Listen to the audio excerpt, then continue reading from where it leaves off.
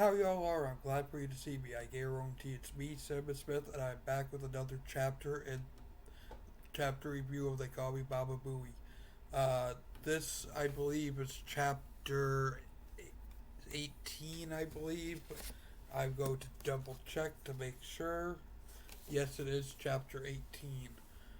This is all about piloting the N car.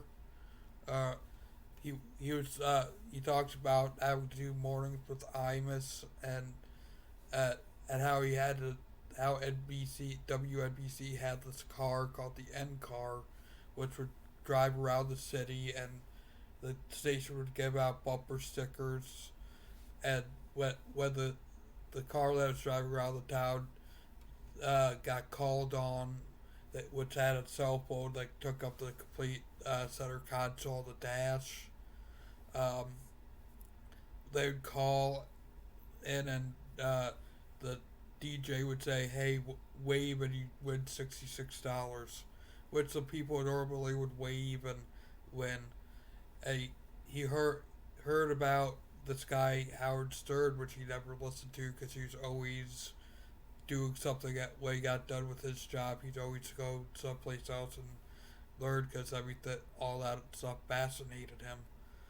Until one day, the guy that did it in the afternoon said he had to do it, switch, and Gary said, "Okay, I will," which he listened to that day, and it was talking. Howard talked about, people blowing their nose and looking in the tissue like what they're supposed expecting to find before they throw it out. During a commercial break, Howard uh, at, went to the bathroom and he had to walk right by Gary, which he actually talked to him. While he was working for Imus, Imus was doing a PSA about not smoking, which he was smoking and taking Gary's cigarettes. Until one day, Gary said, "Did you stop smoking or did you stop buying them?" Later that day, his assistant handed him a couple packs of cigarettes.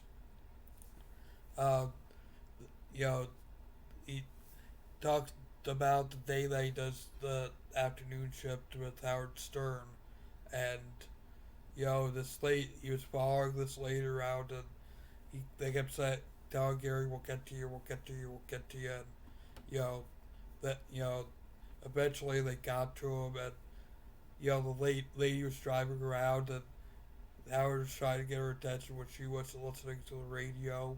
Howard said, "Tail her until he finds her."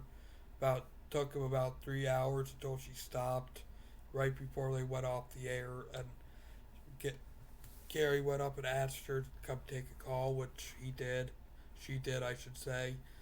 What which Howard ripped her a new one. Like how can you be riding around all day with this bumper sticker and not listen to the radio? You gotta how what are you, a moron, stupid, whatever, just belittling her.